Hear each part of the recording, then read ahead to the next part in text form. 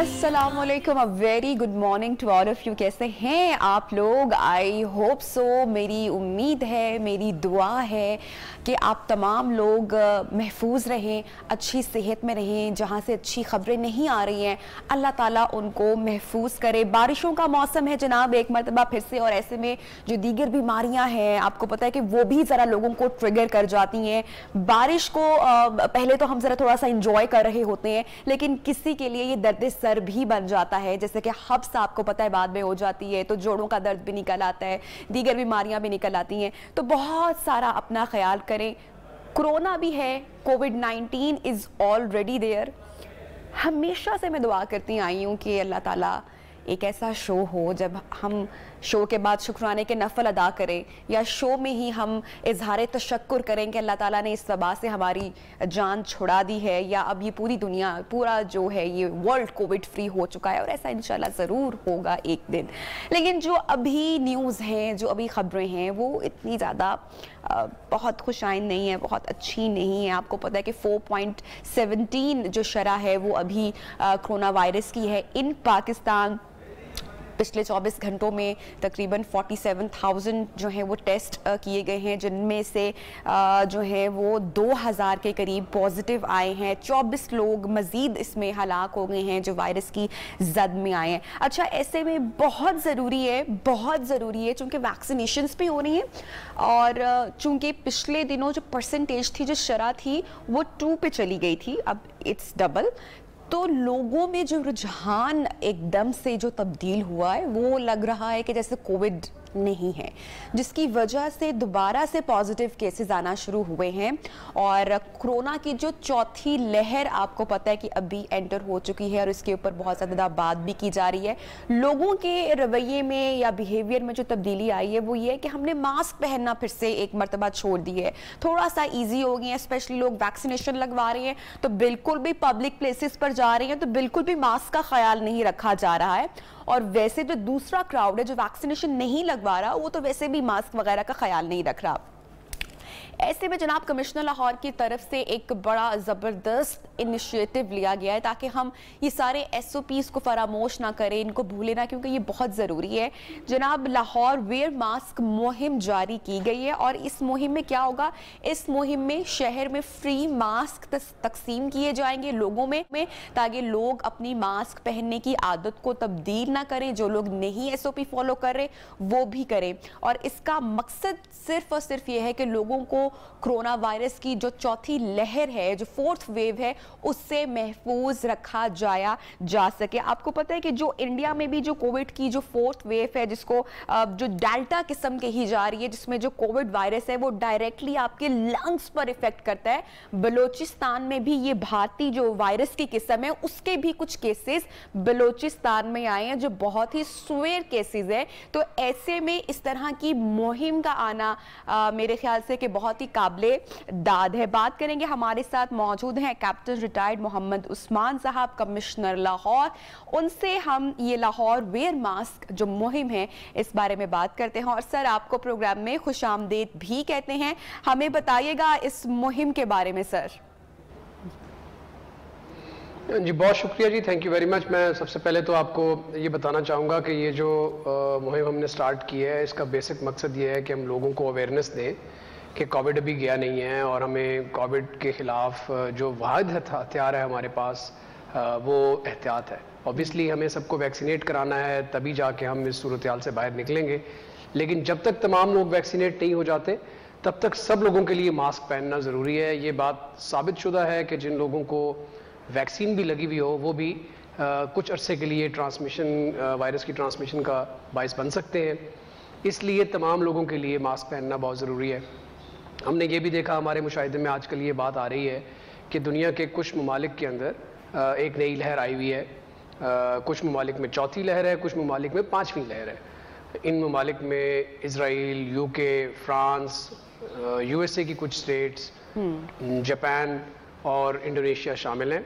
इस वक्त हमारे पास एक ही ऑप्शन बचती है कि हम एहतियात करें, और इत्तेफाक से जिन ममालिक का मैंने नाम लिया, इस ममालिक में जो नई लहर आई हुई है वो डेल्टा वेरिएंट की वजह से आई है, जिसका आपने भी इशारा दिया।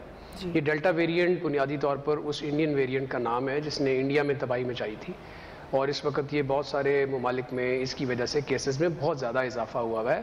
और ये भी रिपोर्ट्स मिली हैं कुछ कंट्रीज से कि ये पार्शली वैक्सीनेटेड लोगों को भी इफेक्ट कर रहा है, यानी कि अगर आपने एक टीका लगवा लिया है और दूसरा अभी नहीं लगवाया, उसका इंतज़ार कर रहे हैं, तो आपने बहरहाल एहतियात का दामन नहीं छोड़ना और बाहर जाके इंटरमिंगलिंग या कोविड SOPs के अगेंस्ट कोई ऐसी एक्टिविटी नहीं करनी। कमिश्नर साहब, ये जो भारतीय वेरिएंट जो डेल्टा टाइप की हम बात कर रहे हैं, ये अभी इसके जो चंद केसेस हैं वो बलूचिस्तान में सामने आए हैं या उसके अलावा लाहौर में भी सामने आए हैं?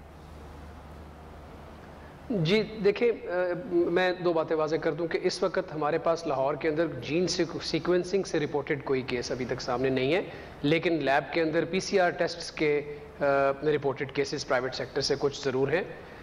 इस्लामाबाद में NIH में कुछ रिपोर्ट हुए, कराची से कुछ रिपोर्ट हुए, बलूचिस्तान का आपने बताया। It is a matter of time. देखिए, जो वायरस पिछले साल चाइना से निकल के पूरी दुनिया में 1-2 माह के अंदर अंदर फैल गया, तो ये जो डेल्टा वेरिएंट है इसकी तो ट्रांसमिसिबिलिटी वैसे भी ज़्यादा है बाकी वायरसेस से। So it is a matter of time कि ये हमारे पास होगा, और हमारे पास सिर्फ और सिर्फ एक ही ऑप्शन है कि हम एहतियात करें, और एहतियात के अलावा कोई और इस वक्त हमारे पास अवेलेबल रेमेडी नहीं है। और जब हम एहतियात की बात करते हैं तो एहतियात में ऑब्वियसली पिछले साल 1.5 साल से अब तो छोटे छोटे बच्चों को भी पता है कि बार बार हाथ धोना है, चेहरे को हाथ नहीं लगाना, ये वायरस मुंह के रास्ते जिस्म में दाखिल होता है, पुरजूम जगहों पर नहीं जाना। लेकिन जो सबसे बुनियादी या सबसे इंपॉर्टेंट बात है इस हवाले से, वो मास्क का पहनना है। और मास्क का पहनना ना सिर्फ आपको महफूज रखता है, आपसे एसोसिएटेड दूसरे लोगों को महफूज रखता है, बल्कि ये एक मेरी नज़र के मुताबिक ये एक स्टेटमेंट है। जब आप मास्क पहन के बाहर निकलते हैं तो आप दूसरों को ये तासुर भी देते हैं कि मैं एक जिम्मेदार शहरी हूँ, मुझे एहसास है कि बाहर एक वबा है और मैं नहीं चाहता कि मुझे कोई हाथ मिलाए या मैं किसी को हाथ मिलाऊं। ये एक बैरियर का काम करता है सोशल डिस्टेंसिंग के हवाले से। लोग समझते हैं कि शख्स ने मास्क पहना हुआ है तो ये मोहतात आदमी है, इसके साथ हमें हाथ नहीं मिलाना, गले नहीं मिलना या हाथ ऑफर नहीं करना। अच्छा, तो मुझे बताएगा कि हम थोड़ा से एक ऐसी सोसाइटी से बिलोंग करते हैं जहाँ पर किसी भी अगर SOP को फॉलो करवा रहे हैं तो ज़रा थोड़ी सी सख्ती पहले करनी पड़ती है, और नो डाउट हमने सख्ती की भी है कोविड के स्टार्टिंग डेज में। आपको ऐसा लगता है कि ये इस मुहिम के साथ साथ फ़ाइन भी होना चाहिए? क्योंकि उसका हमने बहुत अच्छे नताइज देखे कब, जब हमने ट्रैफिक कवानीन की खिलाफ वर्जी करने वालों के खिलाफ हैवी चालान रखा तो हमने देखा कि एक डिसिप्लिन जो है वो आया, लोगों ने SOPs या जो ट्रैफिक लॉज हैं उनको फॉलो करना शुरू किया। तो आपको लगता है कि इस पर भी थोड़ा सा सख्ती होनी चाहिए? शहरियों को जो मास्क नहीं पहनते, जो SOPs की खिलाफ वर्जी करते हैं, उनको भी फाइन या कोई जुर्माना होना चाहिए? दुरुस्त बात है। देखिए, बुनियादी तौर पर दुनिया में इंसान जिस भी डिसिप्लिन के अंदर रहता है वो किसी न किसी रेगुलेशन की वजह से रहता है। आप देख लें पूरी दुनिया में कहीं पर भी सेल्फ डिसिप्लिन आपको बहुत कम नज़र आता है। सेल्फ डिसिप्लिन जो है वो माशरे जो हैं वो वक्त के साथ ऐसी चीज़ों में डेवलप कर लेते हैं जो उनके रिलीजन्स या उनकी सोसाइटीज़ में मायूब समझा जाता है।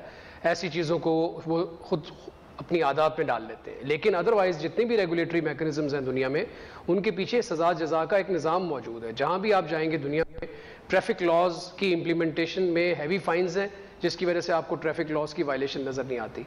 जहाँ भी आप देखेंगे अगर सज़ा जज़ा का निज़ाम नहीं है तो वहाँ पर लॉज की इम्प्लीमेंटेशन नहीं होती। अगर हम मास्क की बात ही करें तो बिल्कुल ऐसा ही है। हमने इससे पहले भी देखा है, जब तक आपने लोगों को जेलों में नहीं डालना शुरू किया थर्ड वेव में, लोगों ने मास्क नहीं पहने। लेकिन ये अल्टीमेटली हुआ, कुछ लोगों के खिलाफ सख्ती की गई तो एक ओवरऑल माहौल बन गया, और लोगों ने थर्ड वेव में एक वक्त ऐसा आया था कि लाहौर में आपको मास्क के बगैर लोग कम नज़र आते थे। लेकिन अब चूंकि हम थर्ड वेव से बाहर निकले, हमारी पॉजिटिविटी लाहौर के अंदर 1% से भी नीचे ड्रॉप कर गई, तो ओवरऑल एक कंप्लेसेंट माहौल आ गया। ऑब्वियसली इंतज़ामिया को जब ज़रूरत पड़ेगी तो हम सख्ती भी करेंगे, लेकिन हम अभी ये चाहते हैं कि सख्ती से पहले हम लोगों को इस कैंपेन के थ्रू ये बावर कराने में, ये कन्विंस कराने में कामयाब हो जाएं कि ये चीज़ उनके लिए अच्छी है। और वो अगर खुद से मान के करेंगे तो फिर किसी कानून नाफिज करने वाले इदारे के डर से नहीं वो मास्क पहनेंगे, बल्कि अपनी मर्जी से पहनेंगे। और जो काम आप अपनी मर्जी से करें वो ज़्यादा अच्छा करते हैं। वरना तो मैं किसी को देख के मास्क पहन लूँगा ना, और अगर मुझे खुद से एहसास होगा कि ये मेरे लिए नुकसानदेह है तो मैं फिर जब मुझे कोई नहीं देख रहा होगा तब भी मैंने पहना होगा। हम ये चाहते हैं कि जब कोई किसी को ना देख रहा हो तब भी लोगों ने मास्क पहना हो, और इंशाल्लाह ताला इस कैंपेन के थ्रू जब हम फ्री मास्क भी डिस्ट्रीब्यूट करेंगे उसका भी एक लोगों पे इम्पैक्ट आएगा। लोगों को लगेगा कि यार ये मास्क जो है ये गवर्नमेंट ने भेजा है तो यकीनन ये मेरे लिए काम की चीज़ है। और उसके साथ हम छोटा सा एक लीफलेट भी भेज रहे हैं जिसमें एहतियाती तदाबीर भी हैं, या मास्क क्यों पहनना है उसके हवाले से भी अवेयरनेस का मवाद मौजूद है। साथ ही साथ हम मुख्तलिफ जगहों पे जाके भी मास्क तकसीम करते हैं, जो कि हमारे सर्वे के मुताबिक ऐसे एरियाज हमने आइडेंटिफाई किए हुए हैं जहाँ पर मास्क वेयरिंग लोगों के अंदर कम है। सर बिल्कुल जो हजूम वाली जगह है, जैसे कि इट्स 14 जुलाई टुडे और ठीक एक हफ्ते के बाद ईद उल अजहा भी है, और मवेशी मंडियों में भी हम देख रहे हैं कि बड़ी रौनकें लगी हुई हैं। ये रौनकें हमें जो है वो किसी नुकसान ना हमें उठाना पड़ जाए।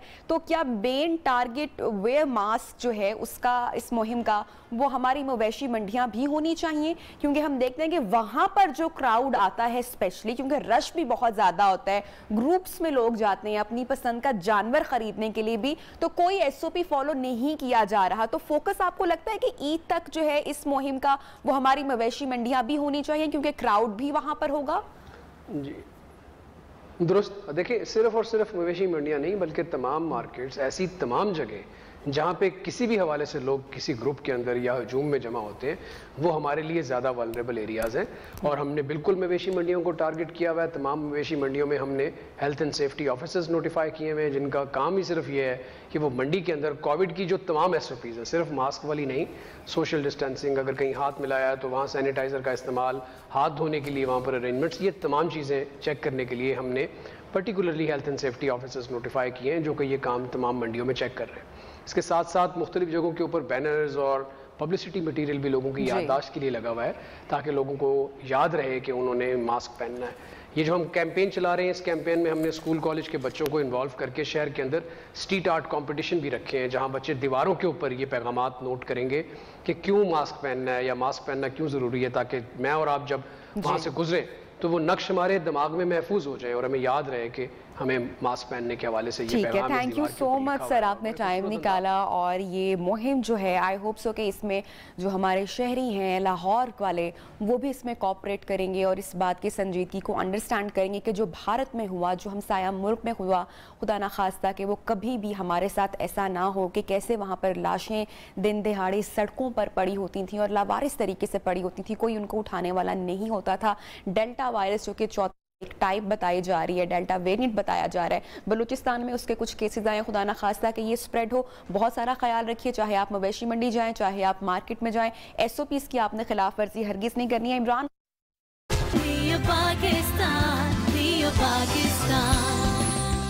वेलकम बैक जनाब, प्रोग्राम में आपको खुशामदीद कहते हैं और ख़बरें हैं आज़ाद कश्मीर से, जहां पर जलसा आपको पता है और हो रहा है। इस वक्त इलेक्शंस का सिलसिला भी जारी है। अली अमीन गंडापुर साहब जिनका ताल्लुक पाकिस्तान तहरीक इंसाफ से है, तो बड़ा एक अफसोसनाक इंसिडेंट हुआ और ये इंसिडेंट हिस्ट्री अगर देखी जाए तो कोई पहली बार नहीं हुआ है। इससे पहले भी हमारे जितने पॉलिटिशियंस हैं जिनको पसंद किया जाता है या नापसंद किया जाता है, लोग अपने गम और गुस्से का इजहार पॉलिटिशियंस के साथ अक्सर मुख्तलिफ तरीकों से करते आते हैं और उनमें से जो एक बड़ा आम या जो एक कॉमन रवैया है वो ये है कि अपने गुस्से का इजहार जूता उठाकर फेंकने की कोशिश की जाती है किसी भी पॉलिटिशियन की जानिब। तो अली अमीन गंडापुर के साथ भी अनफॉर्चुनेटली ऐसा ही इंसिडेंट हुआ। पिक्चर्स और वीडियोस आई होप सो कि अभी मैं आपके साथ शेयर करूंगी। बाग में ये इंतखाबी जलसे के दौरान ये सारा इंसिडेंट पेश आया। 2 के अली अमीन गंडापुर साहब महफूज रहे, बच गए जूते की चोट लगने से। 22 को जूता लगा, लेकिन जो नौजवान शख्स है पुलिस ने फौरी तौर पर उसको हिरासत में ले लिया और कहा ये जा रहे अली अमीन गंडापुर की जानिब से कि ये मुखालिफिन की जानिब से एक साजिश है और इस शख्स को पैसे देकर ये काम करवाया गया। ताहम आई फॉरगिव दैट पर्सन, मैं इस शख्स को माफ करता हूँ। बहरहाल जी एक बुरा रवैया है, वाइट करना चाहिए और एक मुहज़्ज़िब माशरे के फर्द जो हैं वो इस तरह का रवैया इख्तियार नहीं करते हैं, बट स्टिल लोगों में जो गम और गुस्सा है वो शायद इसी तरीके से निकाल के थोड़ा सा हल्का महसूस करते हैं। जनाब प्रोग्राम में अब आगे बढ़ेंगे और आपको पता है कि गुज़श्ता दिनों, पिछले हफ्तों एक स्टोरी बहुत ज़्यादा वायरल देखी हमने ऑन सोशल मीडिया, अखबार में भी आई, न्यूज़ मीडिया पर भी आई, और वो खबर कराची में थी जहां पर एक वकील को, आपको पता है कि क्लिफ्टन का इलाका था जहां पर 2 पालतू कुत्तों की जान, इन हमला करने वाले कुत्तों को जहर का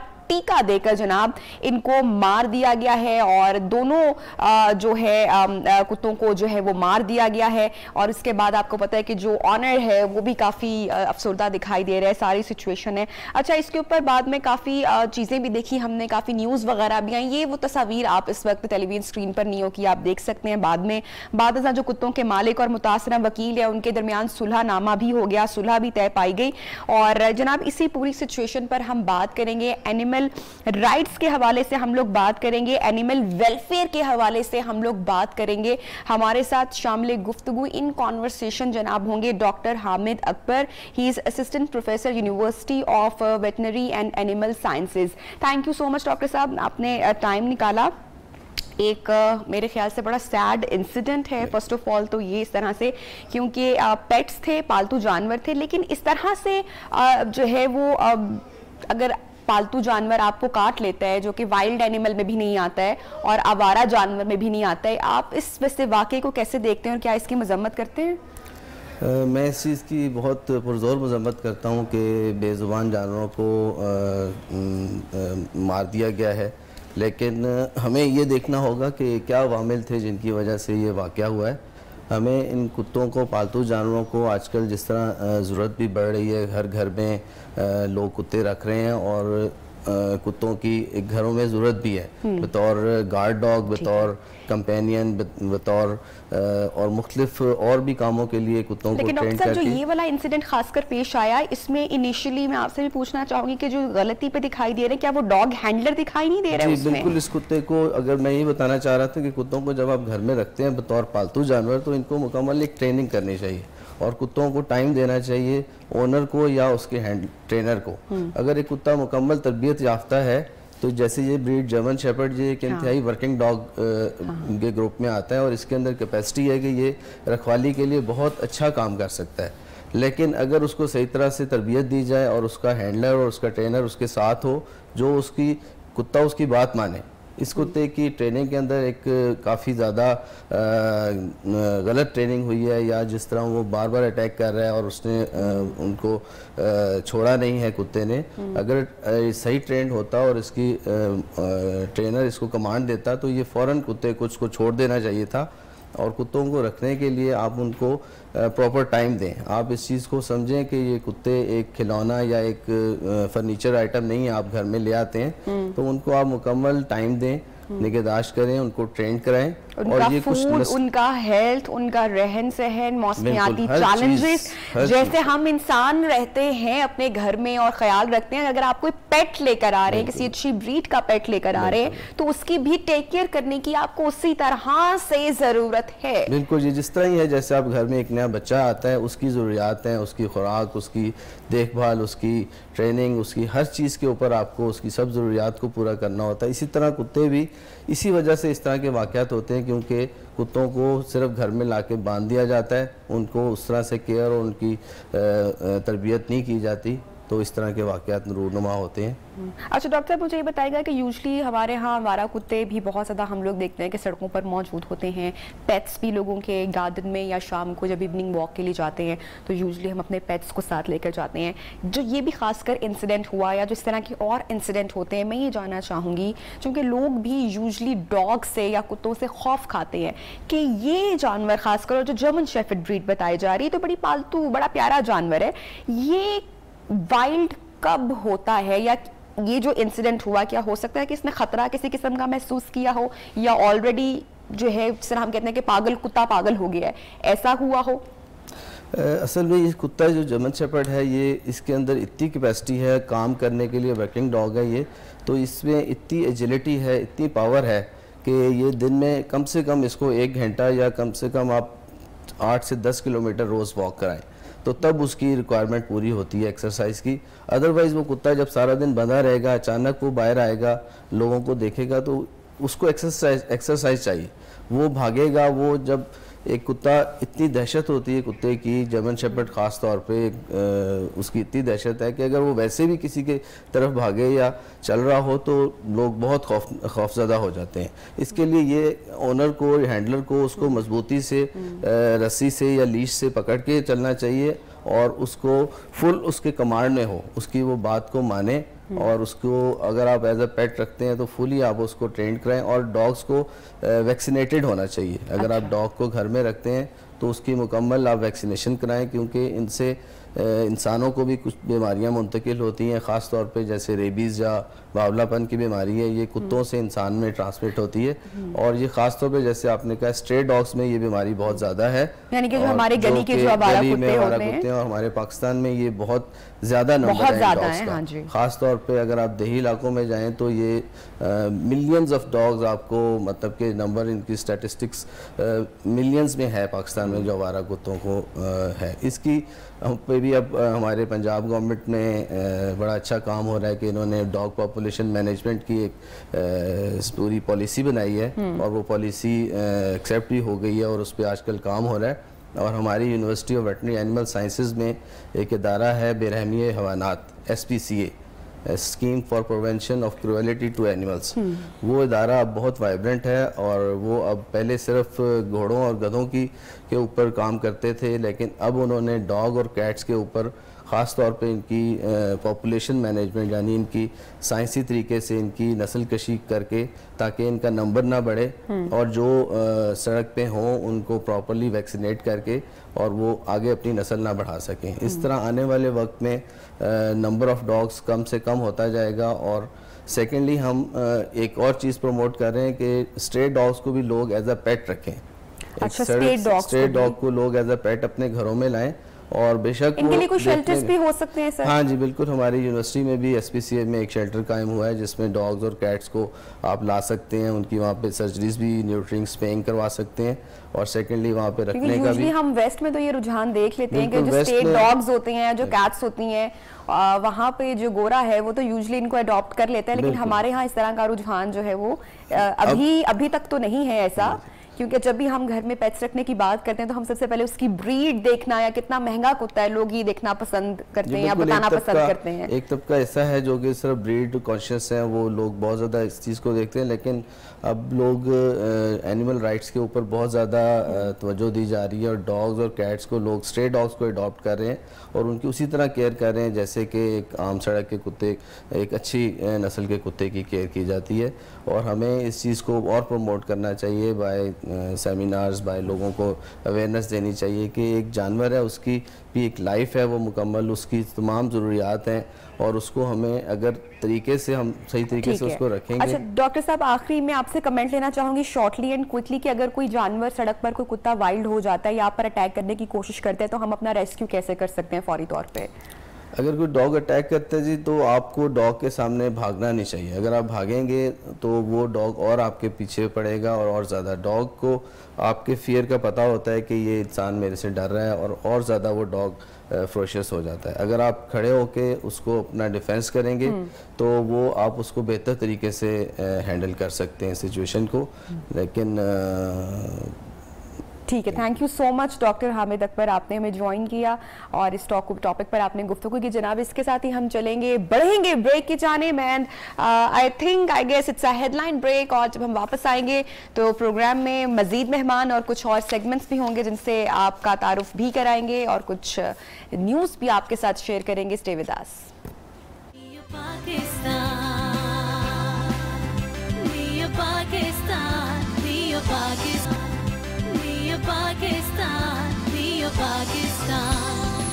welcome back once again in Neo Pakistan जनाब, और आपको अपडेट रखते हैं करंट जो हमारी अपडेट्स होती हैं, जो न्यूज़ होती हैं, कुछ इंटरनेशनल न्यूज़ भी हम शामिल करते हैं।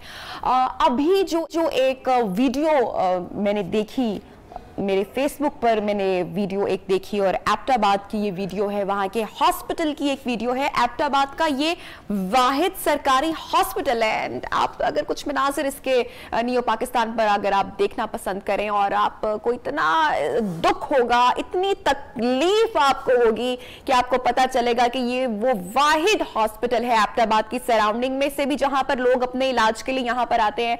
बारिशों का मौसम है, कोई पुरसाने हाल यहां पर नहीं है, पानी वार्ड्स में, हॉल्स में और पूरे हॉस्पिटल में आप देख सकते हैं कि ये क्या मनाजर है। और यहाँ पर क्या लोग आएंगे इलाज करवाने के लिए। अगर किसी की तबीयत खुदा ना खास्ता कोई इमरजेंसी की सूरत में आता है तो वो तो पहले हॉस्पिटल की गंदगी और इस गंदे पानी के जरासीम लगने की वजह से ही मर जाएगा। मतलब कि मैं तो सोच भी नहीं सकती कि अच्छा मैं आपको बताऊं कि यहाँ पर ये जो आप देख रहे हैं फुटेजेस देख रहे हैं, यहाँ पर इमरजेंसी भी है, गायनी वार्ड भी है। खुदा ना खास्ता किसी अगर खातून को डिलीवरी के लिए यहाँ पर फौरी तौर पर आना पड़े, जो कि बहुत ही एक यूजुअल बात सी भी है किसी को आना पड़े, तो इन हालात में मतलब पानी को क्रॉस, पानी में चलते हुए, इस गंदे पानी में से चलते हुए पता नहीं कितने तरह के जरासीम अपने आप को लगाते हुए, हाउ वन कैन इमेजिन कि आप जा सकते हैं एबटाबाद केपी के ये मनाजिर आप देख सकते हैं, जहां का ये वाहिद सरकारी हॉस्पिटल है जिसका कोई पुरसाने हाल नहीं। ये इसके बाहर के मंजर हैं। पिछले 8 साल से पीटीआई जो है वो केपी में आपको पता है कि दे आर रूलिंग देयर और कितने दावे, कितने वादे किए जाते हैं कि हम ये कर देंगे, हम वो कर देंगे, हम अपने हेल्थ सिस्टम को ऐसा कर देंगे, इसको इतना स्ट्रॉन्ग कर देंगे, हम यूरोप बना देंगे, हम वेस्ट बना देंगे, हम ये कर देंगे। लेकिन सारे वादे, सारे दावे जो हैं वो धरे के धरे रह जाते हैं। ये मनाजिर देखने के बाद कि पिछले 8 साल में हमने ये दिया है हमारे एबटाबाद को, हमारी केपी की गवर्नमेंट ने ये किया है हमारे हेल्थ सेक्टर में, इतनी सारी खबरें, इतनी सारी बातें हम सुनते हैं, लेकिन ये आप मनाजिर एक बार देखें तो आपकी मेरे ख्याल से रूह कांप उठेगी। और जो लोग सफर कर रहे होंगे अभी, जिनको जाना पड़ रहा होगा और जो इस खौफ से नहीं जा रहे होंगे या जिनको नहीं पता होगा और जो गए होंगे, ओह गॉड, मतलब मैं तो बहुत ज़्यादा मुझे दुख हो रहा है ये फुटेजेस देख के। अच्छा, इसी पर बात करते हैं, हमारे जो न्यूज़ रिपोर्टर हैं हारून तनोली, उनसे जानते हैं कि क्या हालात हैं यहाँ के। हारून, बहुत दुख हो रहा है मुझे ये वीडियो देख के, मेरे पास तो अल्फाज भी नहीं है। कैसे यहाँ के लोग डील कर रहे हैं इतनी तबाही हॉस्पिटल में?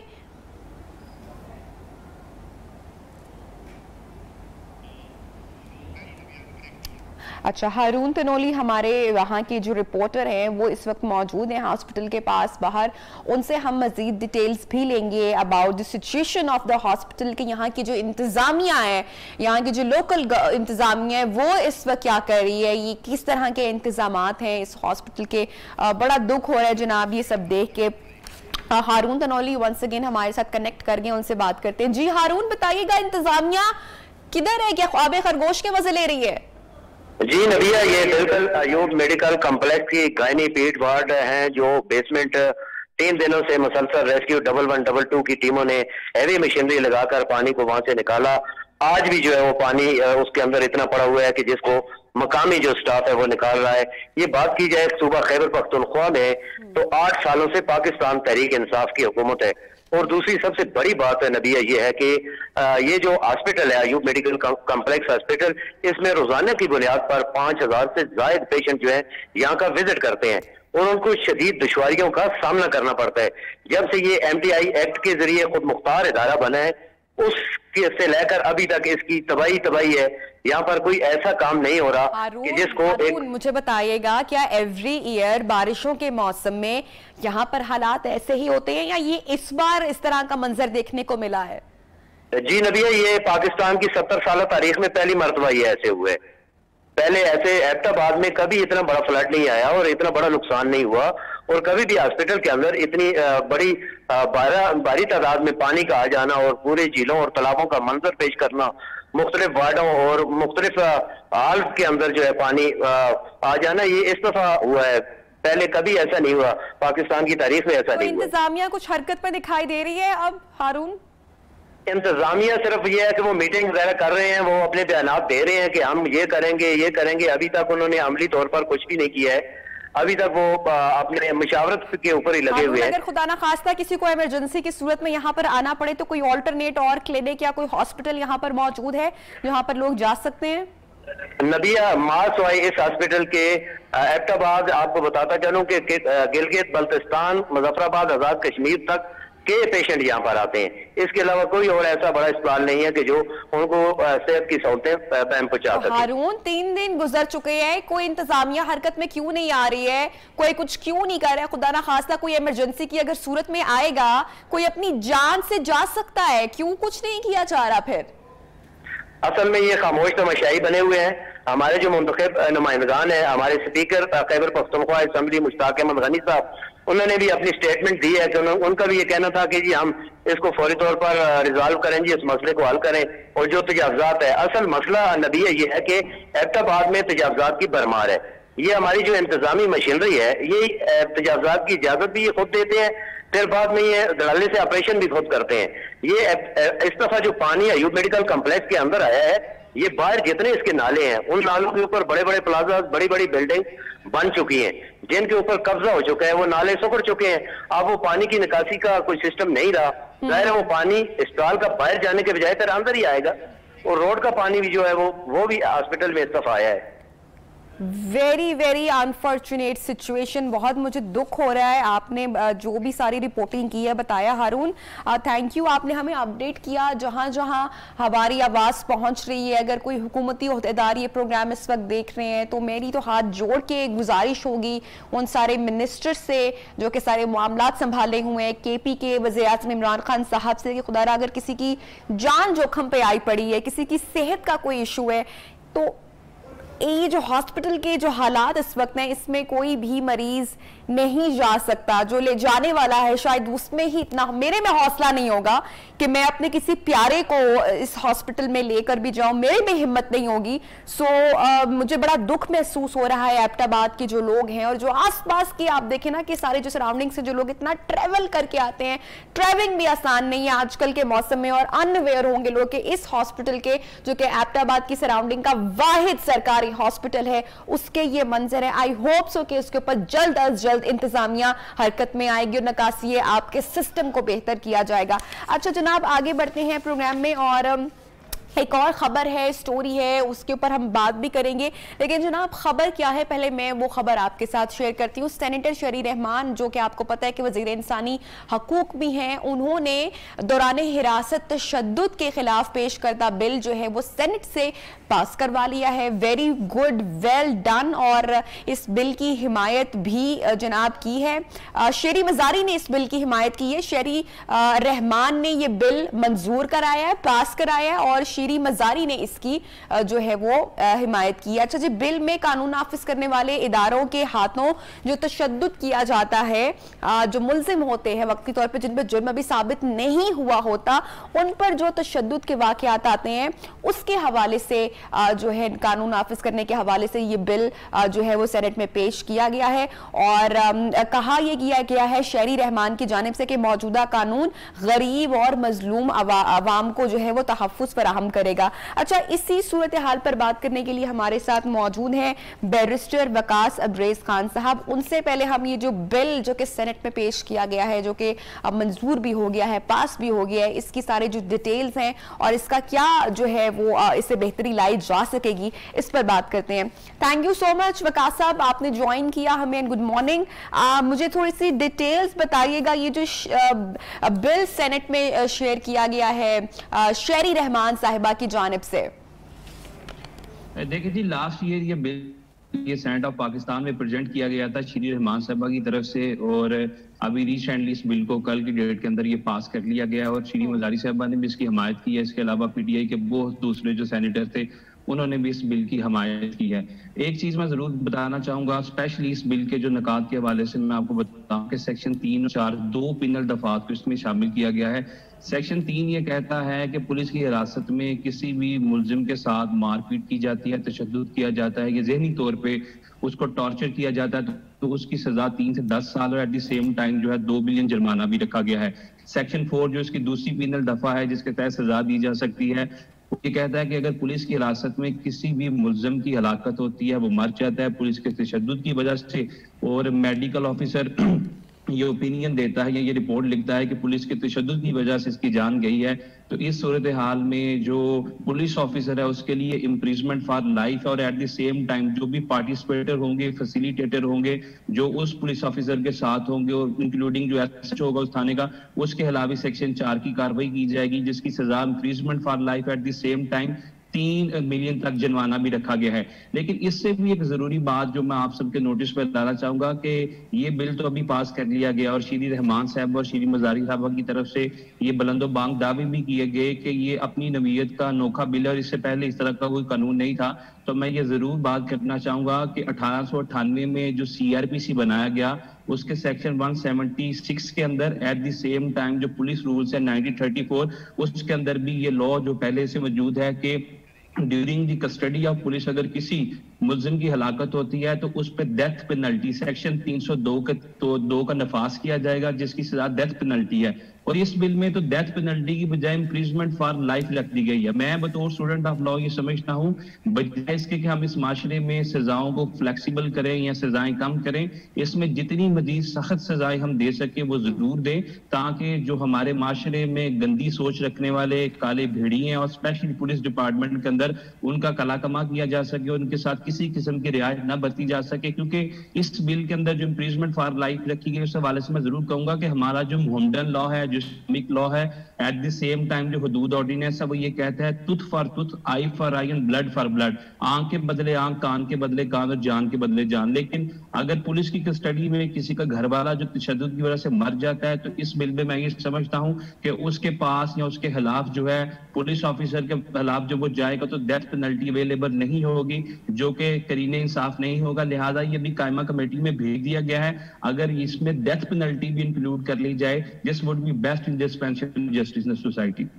थैंक यू सो मच, आपने टाइम निकाला और ये पूरा जो बिल पेश किया गया है सेनेट में इसकी डिटेल्स भी आपने फराहम की, और जो इसके खिलाफ वर्जी करेगा अब उसके खिलाफ क्या सजाएं हो सकती हैं, क्या कार्रवाई हो सकती है, वकास तबरेज़ खान साहब आपने उस पर भी रोशनी डाली। Thank you so much for joining us. अच्छा जी, आगे बढ़ते हैं प्रोग्राम में और एक और खबर आपको देंगे, और लेकिन हम बात करेंगे ज़रा हमारे पाकिस्तानी जो ड्रामाज जो कंटेंट है हमारे जो अभी नशर होते हैं, जिनको बड़ा पसंद भी किया जाता है, बड़ी तनकीद भी की जाती है। इंडिया में खासकर एक बड़ी तादाद ऐसी है जो हमारे ड्रामास को बहुत ज़्यादा पसंद करती है, हमारे एक्टर्स को बहुत ज़्यादा पसंद करती है, लेकिन सबकी राय ऐसी नहीं है। हमारे कुछ इंडस्ट्री के जो बड़े बड़े नाम हैं, जो मैं समझती हूँ कि लेजेंडरी राइटर हैं, वो बड़ी जो है वो तनकीद करते हुए या इसकी मुखालफत करते हुए आजकल जो एक रेटिंग की जो एक दौड़ लगी हुई है, जो कॉन्टेंट एक ही तरह का क्रिएट किया जा रहा है उसके ऊपर तनकीद करते हुए दिखाई दे रहे हैं। अनवर मकसूद साहब ने इस बारे में अपने ख्यालात का इजहार किया और वो क्या कहते हैं ये मैं आपके साथ शेयर करूंगी, और गेस्ट भी हमारे साथ होंगे, वो गुफ्तगू भी करेंगे हमारे ड्रामास कंटेंट के ऊपर। एक छोटी सी ब्रेक के बाद आते हैं। वेलकम बैक जनाब, प्रोग्राम में आपको खुशामदीद कहते हैं। और अगर मैं अपने बचपन का थोड़ा सा जिक्र करूं कि पीटीवी का जो गोल्डन एरा था, गोल्डन टाइम था, और जो वो क्लासिक ड्रामाज हमारे उस वक्त के हुआ करते थे, मुझे अभी तक याद है जो ड्रामाज मैंने देखे थे मुझे बड़े पसंद थे। उनमें से चंद के नाम मैं आपके साथ शेयर करना चाहूँगी। आई एम श्योर कि अभी भी वो सारे ड्रामाज आपके हमारे फेवरेट हैं, हमारी बड़ी यादें वाबस्ता हैं पीटीवी के उस गोल्डन टाइम से, और आज की जनरेशन जो है वो अंदाज़ा भी नहीं लगा सकती उस टाइम का। अल्फा ब्रावो चार्ली मुझे ड्रामा बड़े अच्छे से हम लोगों को याद है, और जब बाद में मुझे याद है कि CDs DVDs का टाइम आया तो लोगों ने बाद में उसको रिपीट पे देखा। फिर बहुत सारे हमारे ड्रामा, एक लाग ड्रामा था बड़ा, उसके ऊपर एक इशू हाईलाइट किया गया था, बचपन में हम देखते थे। अरूसा ड्रामा था, धूप किनारे, ये सारे हमारे 90s का ये गोल्डन टाइम पीरियड था। और अभी के जो हमारा जो कंटेंट है या जो ड्रामाज हैं, दो की रेटिंग बहुत ज़्यादा आती है हमारे ड्रामाज की, लेकिन जो हमारे सीनियर एक्टर्स हैं या जो हमारे सीनियर जो राइटर्स हैं उनको जो है वो इख्तलाफ है, जो कंटेंट क्रिएट किया जा रहा है अभी के हमारे ड्रामास का, दो की बड़ी एप्रिसिएशन मिलती हैं, बाहर से भी बड़ी एप्रिसिएशंस मिलती हैं, लेकिन क्या वजह है कि जो हमारे लेजेंडरी एक्टर्स हैं या जो हमारे जो पुराने जो लोग हैं, सीनियर लोग हैं, जिनमें हमारे कुछ राइटर्स भी शामिल हैं। अनवर मकसूद साहब का जो रिसेंट एक स्टेटमेंट सामने आया वो मैं आपके साथ शेयर करूँगी। वो कहते हैं कि भाई मैंने ड्रामा निगारी छोड़ दी है, मतलब मैं नहीं करना चाहता, और इख्तलाफ वो ये रखते हैं कि वो वो जो कंटेंट आजकल जिस तरह का पसंद किया जा रहा है उससे उनको इख्तलाफ है कि वो उस तरह की क्रिएशन नहीं कर सकते। और आपको पता है कि उनकी जो तहरीरें हैं उनमें आंगन टेरा, सितारा, नादिया नादान, महरूनिसा जैसे मारूफ ये प्रोजेक्ट्स हैं जो इनकी क्रिएशन है। तो बड़े मायूस कुन एक स्टेटमेंट भी है मेरे ख्याल से। बड़ी दुख की बात भी है कि अनवर मकसूद जैसे सीनियर हमारी जो पर्सनालिटी हैं हमारी शोबिस की, इतने मशहूर, इतने मारूफ राइटर, इतने टैलेंटेड राइटर, उनकी तरफ से ये एक मायूस कुन स्टेटमेंट सामने आना और जो ड्रामा निगारी है उसके हवाले से छोड़ने से मुतल्लिक जो उन्होंने अपने ख्यालात का इजहार किया। अच्छा, इसी के ऊपर जरा बात करेंगे और इसी बात को जरा आगे लेकर चलेंगे और हमारे जो ड्रामा कंटेंट है उसके ऊपर भी जरा गुफ्तगू करेंगे। हमारे साथ जनाब मौजूद हैं हमारे शोबिस के, ड्रामा इंडस्ट्री के एक और मारूफ राइटर सूरज बाबा साहब, जिन्होंने बहुत सारे मशहूर प्रोजेक्ट्स आपको दिए, जिनमें से एक फिल्म इश्क पॉजिटिव इनकी तहरीर है और जनाब कितने गिरी बाकी हैं द फेमस प्रोजेक्ट, कौन उसको नहीं जानता। अस्सलाम वालेकुम एंड गुड मॉर्निंग। वालेकुम अस्सलाम, वेरी गुड मॉर्निंग। सूरज, मुझे बताइएगा ये जो स्टेटमेंट अभी सामने आई थोड़ी सी जरा डिप्रेसिंग भी है हम तमाम लोगों के लिए, आप जो है वो एग्री करते हैं अनवर मकसूद साहब ने जो एक मायूस कुन स्टेटमेंट भी दी और जिस तरह से इख्तलाफ भी वो रखते हैं, आप क्या समझते हैं सही डिसीजन था उनका? वाकई इतनी मायूस कुन सिचुएशन है वैसे ओवरऑल? डिसीजन उनका गलत था बिकॉज हम उनको देखना चाहते हैं and we want him to work more and more. और स्टेटमेंट बिल्कुल सही थी कि ये चीज़ें, ये हर्डल्स फेस करनी पड़ रही हैं आजकल राइटर्स को, डायरेक्टर्स को, एक्टर्स को, इवन हर फील्ड में। मतलब ये आपको ये है स्पेशली, हाँ कंटेंट से रिलेटेड चूँकि बात की जाए, मेरा शोबा है, तो ही इज़ 100% राइट कि आजकल हम राइटर्स को ये बैरियर है जिनको फेस करना पड़ रहा है। लेकिन देखिए, सबसे पहले तो हम सर को यही मैसेज देना चाहेंगे कि अगर आप जिससे सीनियर लोग क्विट कर जाएंगे तो फिर तो हम जैसे लोग बिल्कुल मायूस हो जाएंगे ना कि अब तो हम बिल्कुल ही अच्छी क्रिएशन नहीं देख सकेंगे। तो मेरे ख्याल से आपको अपना डिसीजन जो है वो थोड़ा सा मेरे ख्याल से इस पर सोचे, वापस लें, और बाकी जो आपकी जो इख्तलाफ है वो अपनी जगह, वो राय अपनी जगह, बिकॉज हमारे लिए मसले रहा है। अगर सच सीनियर एक्टर अगर ये हिम्मत हार जाएंगे तो हम तो बिल्कुल, बिकॉज हम तो उनको देख के मोटिवेट होते हैं। ऐसी क्या स्ट्रगल है, ऐसी क्या हर्डल्स हैं, ऐसे क्या मसाइल हैं? रेटिंग्स तो बड़ी आती है, हम देखते हैं भाई बड़े पसंद किए जाते हैं। कहा यह जाता है कि भाई सड़कें खाली हो जाती हैं जब रात को 8 बजे का ड्रामा लगता है। तो जब लोग इतना पसंद कर रहे हैं तो फिर इख्तलाफ कैसा? इसकी 2 रीज़न है।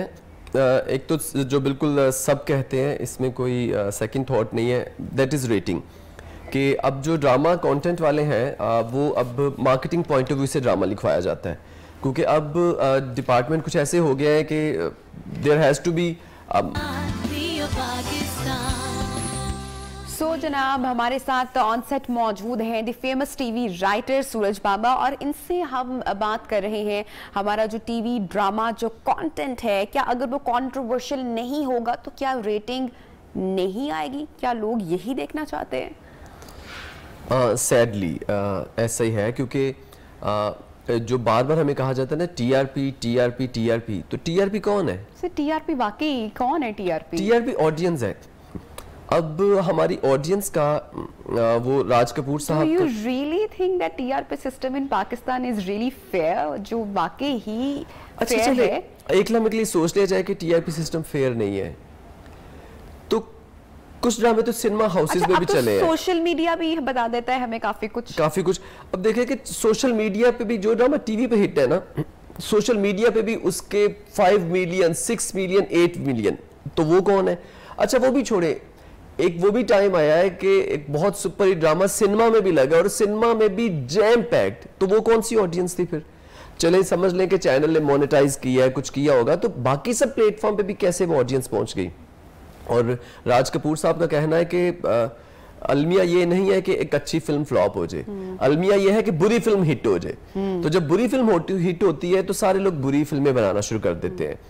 तो जब हमारे यहाँ 2-3 बुरे ड्रामे हिट हुए तो फिर उन्होंने कहा कि किस ड्रामे की तरफ आप इशारा कर रहे हैं? मेरे ख्याल में तो ये स्टार्ट तो हमसाया मुल्क से हुआ था कि जब लोगों ने एकदम से सास बहू साजिशें और रिलेशनशिप का सत्यानाश होते हुए दिखाया गया कि देवर के साथ अफेयर ना हो तो कहानी में कोई दम नहीं है। हाँ, और आपने अपनी मतलब But our dramas are far better than Indian content में बेटर समझती हूँ। थे। अब प्रॉब्लम ये है कि अब आपका मुकाबला पंजाबी कहते किसी का मुंह लाल होए तो अपना चंडा मार के नहीं कर लेदा, लेकिन हुन मुकाबला ही उस लाल मुंह नाल है जेड़ा कोई देखना भी नहीं चाहता। But the point is this कि public want to see that. अच्छा, एक चीज हमें यहाँ पे ये भी देखनी है कि हमारे जो पेरेंट्स जो ड्रामा देखना चाहते हैं, अब ये बात यहाँ पे समझने के आपकी मैं जो ड्रामा देख रही हूँ, मेरे पेरेंट्स वो ड्रामा पसंद नहीं कर रहे, या जो सॉन्ग्स मेरे पेरेंट्स सुन रहे हैं वो मेरा टेस्ट नहीं है।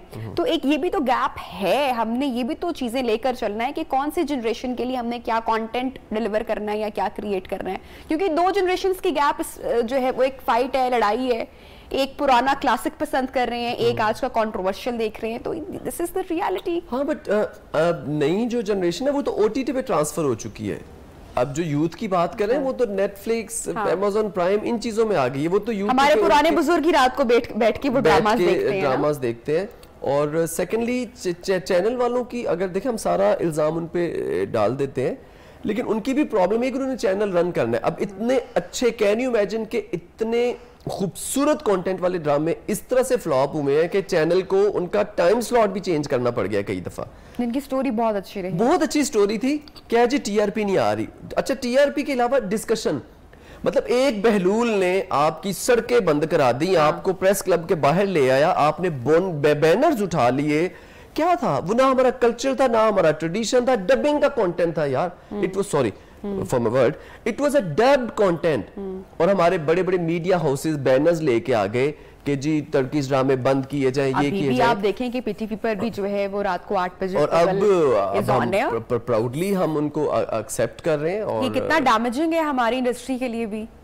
हाँ, but again the point is कि public want to see it. अब देखिए, मैं जिन public want to see it क्योंकि हम वो क्रिएट नहीं कर रहे हैं, इसलिए वो लोग स्विच कर रहे हैं। अच्छा, हम क्रिएट कर रहे हैं, मैंने बताया ना कि हमने अगर ट्राई की भी है तो आई थिंक चीजें इतनी ज्यादा अब वो बदल चुकी हैं कि हमारे यहाँ एक तो ये बात है कि एक कहते हैं पेस। अगर आप पुराने ड्रामे देखें, इशफाक साहब के, बानो कुदसिया के 12-12 मिनट का सीन था, कंटेंट था, यू वांट। आज आप 2 मिनट से ज्यादा सीन दोगे तो पब्लिक चेंज कर देगी। चॉइस की भी बात है, कुछ जमाने में सिर्फ पीटीवी था, you don't have a choice, और आपको वो पूरा देखना पड़ता था वो सीन। आज तो जहां आपका सीन 2 मिनट से आगे गया, ड्रैग हुआ, ये सीन बहुत बड़ा है। जब सीन छोटा होगा तो छोटे सीन अपनी फील खो देगा। फिर आप वो जो मुकालमा है, कन्वर्सेशन, घर की ऑडियंस है, वो ड्रामे के उस कैरेक्टर के साथ कनेक्ट नहीं कर पाएगी। बाप बेटे की जो नसीहत होनी है या मियाँ बीवी में एक जो होना है, अगर वो 6-7 मिनट में आपने 1.5 मिनट में वाइंड अप करना है, तो फिर ये सब चीज़ों पे कंटेंट ये जो डिमांड्स हैं, ये सारी डायरेक्टर की तरफ से आती हैं, प्रोड्यूसर्स की तरफ से आती हैं। नहीं, ये डिमांड्स हमें आती हैं ऑफ कोर्स चैनल्स की तरफ से, और चैनल को इन चीज़ों के लिए मजबूर करती है ऑडियंस, बिकॉज ऑडियंस है तो चैनल है। तो मैं ये कहता हूँ कि ये जिम्मेदारी सिर्फ इस सारे बीच में राइटर्स की कितनी स्ट्रगल है कि जब आप अपना एक क्लासिक पीस एक क्रिएट करते हैं, ऑब्वियसली एक पूरी तहरीर, एक पूरा ड्रामा, तो राइटर उसको एक एक कैरेक्टर को सोच के, इमेजिन करके डायलॉग्स, और जब फिर उसके बाद बहुत सारी चीज़ें सेंसर कर दी जाती हैं या कट कर दी जाती हैं, तो ये तो मेरे ख्याल से पूरी तख्लीक जो है वो डिस्टर्ब नहीं हो जाती है। हाँ, इट इज़ बिकॉज राइटर्स कभी कभी बेचारे बहुत मजबूर होते हैं कि मैंने एक प्रोजेक्ट लिखा है और एकदम अगर 7वें एपिसोड में हीरोइन की शादी हो रही है तो एकदम कह दिया जाता है नहीं इसको 10वीं एपिसोड तक ले जाओ, अभी तो पब्लिक लव स्टोरी एंजॉय कर रही है, अभी तो बीच में ये हो रहा है। हाँ, पहले ये होता था कंप्लीट ड्रामा लिख के आप डायरेक्टर के साथ बैठे हो, फिर पीटीवी जैसे हम आज अच्छे ड्रामे का जिक्र हो तो पीटीवी का ही जिक्र होता है, और वो इसीलिए कि उस वक्त एक मयार था कि राइटर डायरेक्टर की कोऑर्डिनेशन होती थी। आज ड्रामा जो है एक कंटेंट डिपार्टमेंट है हर चैनल में, उस कंटेंट डिपार्टमेंट में 4-5 लोग हैं, उनमें वो फिर डिसाइड करते हैं अपने प्रोडक्ट के हिसाब से कि इसमें ये होना चाहिए, ये मसाला डालना है, ये निकालना है, मिर्चें थोड़ी ज़्यादा हो गई है, ये कम कर दो। अब ड्रामा एक हंडिया की शक्ल इख्तियार कर गया है। पहले उस हंडिया को सिर्फ राइटर और डायरेक्टर पकाते थे, अब इस हंडिया को मार्केटिंग वाले भी पकाते हैं, कंटेंट वाले भी पकाते हैं, कभी कभी चैनल का बॉस भी पका देता है। मतलब जैसे कि एक जमाने में हमारे बड़ा मशहूर, हमने भी सुना हुआ किस्सा है कि मोहतरमा बेनज़ीर साहिबा जब थी प्राइम मिनिस्टर, तो